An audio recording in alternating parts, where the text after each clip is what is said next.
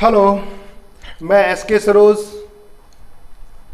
आज मैं English grammar में कुछ खास टिप्स लेके आया हूं आप लोगों को बताने के लिए। और ये टिप्स है इंपैरेटिव सेंटेंस से, क्योंकि इंपैरेटिव सेंटेंस सब सेंटेंस से बिल्कुल अलग है और इसको जानने के लिए आपको वीडियो के अंत तक बना रहना पड़ेगा।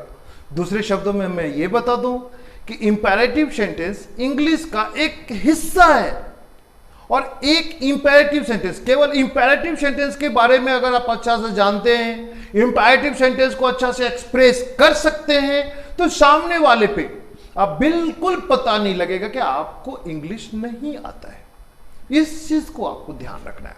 तो इंपैरेटिव सेंटेंस बहुत ही सिंपल है, बशर्ते कि इसको समझना है। तो ये क्लास 12th में जो एग्जाम दे रहे हैं उनके लिए, क्लास 10th के जो एग्जाम दे रहे हैं उनके लिए, बाकी जो अपनी डेली लाइफ में काम करते हैं उनके लिए, और इन सब के लिए ये कारगर सिद्ध होता है। इंपैरेटिव सेंटेंस काफी रोचक है, बशर्ते कि आप वीडियो के अंत तक बने रहें और इसको पूरी तरह से आप इसको ध्यान से सुने और देखें, और देखते ही अपने माइंड को अप्लाई करें कि ये किस ढंग से यूज होता है। तो ये है इंपैरेटिव सेंटेंस।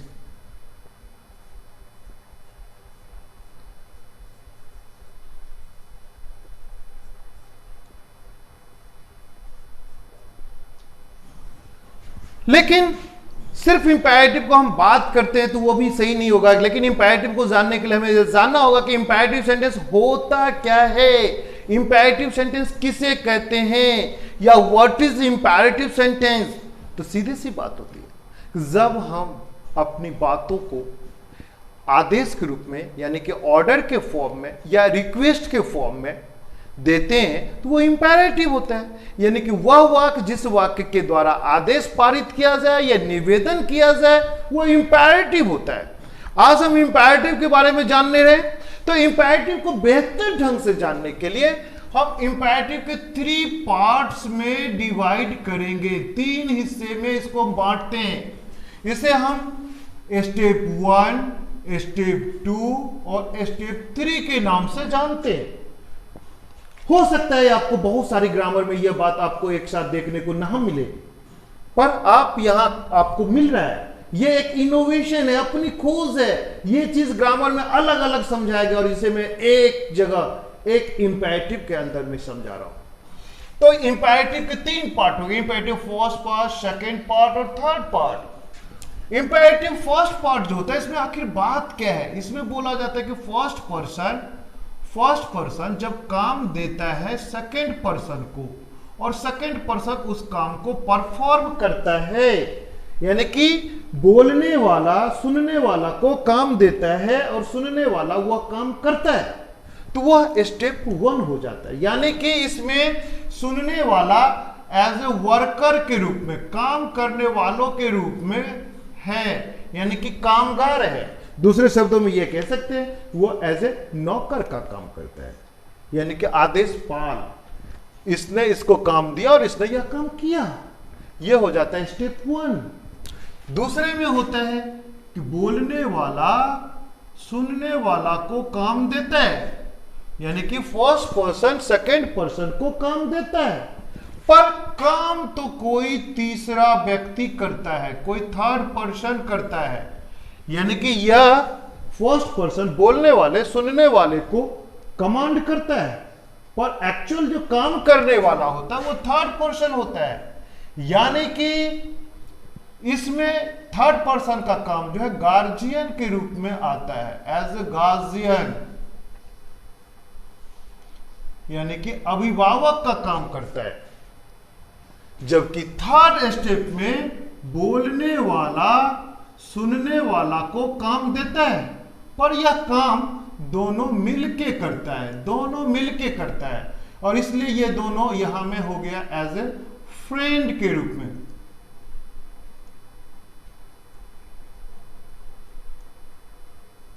फ्रेंड के रूप में यही अंतर है। अब फिर से देखें, इंपैरेटिव सेंटेंस के 3 पार्ट हुए, 3 स्टेप हुए। स्टेप 1 में तीनों स्टेप में आपने यह देखा कि बोलने वाला ही काम करता है, मतलब बोलने वाला का सब में है तो बोलने वाला कौन है? तो फर्स्ट पर्सन। तो फर्स्ट पर्सन सेकंड पर्सन को काम देता है और सेकंड पर्सन उस काम को पूरा करता है। तो ये स्टेप 1 हो गया। स्टेप 2 में बोलने वाला सुनने वाला को काम देता है, पर काम कोई तीसरा व्यक्ति करता है। तो ये यहां में इसके लिए गार्जियन का काम करता है।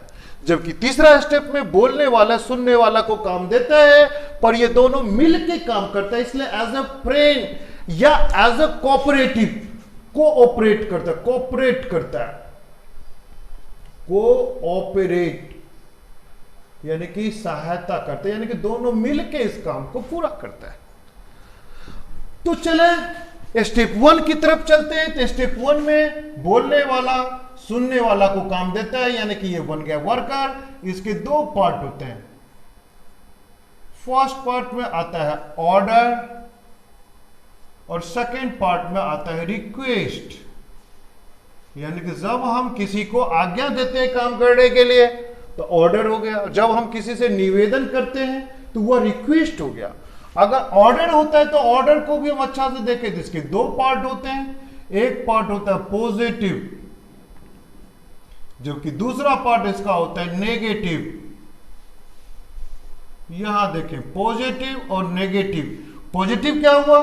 तो जब हम किसी काम को आज्ञा मतलब देते हैं कि यह काम करो, तो यह काम करो तो ऑर्डर का पॉजिटिव हुआ, और ऑर्डर हम फिर देते हैं कि यह काम मत करो तो वो ऑर्डर का नेगेटिव हो गया। सेम वे रिक्वेस्ट के भी 2 हिस्से होते हैं। एक हिस्सा में हम रिक्वेस्ट करते हैं कि यह काम कीजिए, दूसरे में हम रिक्वेस्ट करते हैं कि यह काम मत कीजिए। तो रिक्वेस्ट में जब हम कोई काम कहते हैं कि कीजिए तो वो रिक्वेस्ट का पॉजिटिव हो गया, और जिसमें मना करते हैं वो रिक्वेस्ट का नेगेटिव हो गया। तो हमें स्टेप 1 में हमने क्या देखा कि स्टेप 1 का कंसेप्ट हमारा पूरा हुआ कि इसमें बोलने वाला सुनने वाला को काम देता है और सुनने वाला उस काम को पूरा करता है। इसके 2 पार्ट हो गया, एक आज्ञा देना और एक निवेदन करना।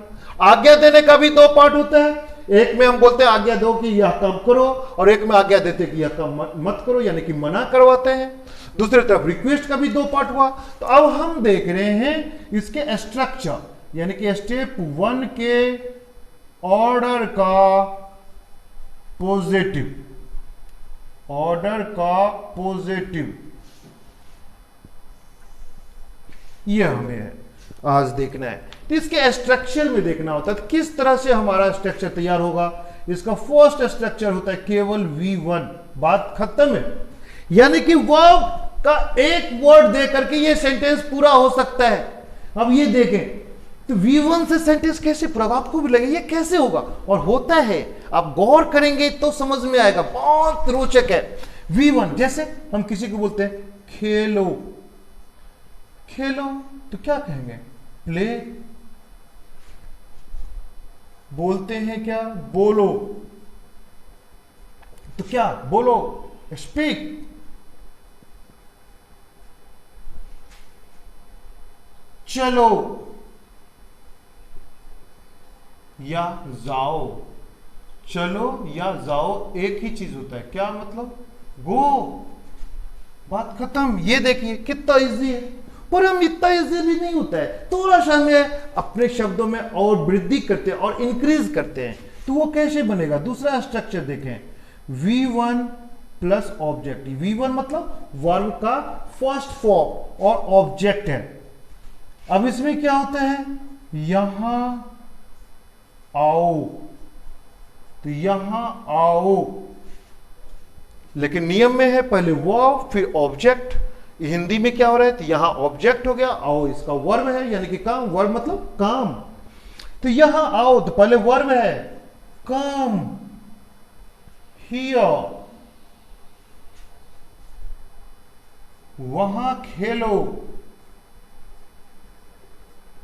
वहां खेलो। सेंटेंस है, स्ट्रक्चर है, वर्ब फिर ऑब्जेक्ट। तो इसका वर्ब हो गया खेलना, यानी कि प्ले देयर। हो गया सिंपल सा। जबकि इसका थर्ड पार्ट देखें, V1 ऑब्जेक्ट अदर वर्ड्स। अब यहां से थोड़ा सा डिफिकल्ट है लेकिन इतना टिपिकल नहीं है। तो अब यहां हम देखना है कि ऑब्जेक्ट और अदर वर्ड्स होता है अन्य शब्द। यानी कि अब से हमें एक सेंटेंस में 2 ऑब्जेक्ट होगा। तो तो दो ऑब्जेक्ट होगा तो एक ऑब्जेक्ट को ऑब्जेक्ट बनाएंगे और एक ऑब्जेक्ट को अदर वर्ड्स में प्रयोग करेंगे। यही है अदर वर्ड्स, यानी कि दो दो ऑब्जेक्ट होगा तो दोनों ऑब्जेक्ट को एडजस्ट कैसे करें, तो एक ऑब्जेक्ट को ऑब्जेक्ट बनाना होगा और एक ऑब्जेक्ट को अदर वर्ड्स बनाना होगा। फिर आपके मन में होगा एक क्वेश्चन कि किसको हम ऑब्जेक्ट बनाएं और किसे हम अदर वर्ड्स बनाएं। तो सिंपल सी बातें जो आपको जल्दी गलती नहीं हो, इसमें होता है कि ऑलवेज मैंने दे दिया, always person should be object, मतलब हमेशा पर्सन, पर्सन मतलब लोग, प्रोनाउन जो भी होगा उसको हम ऑब्जेक्ट बनाएंगे और इसके अलावा जो भी होगा उसको हम अदर वर्ड्स बनाएंगे। अब देखें कि इसके ऊपर सेंटेंस क्या हो सकता है, उसे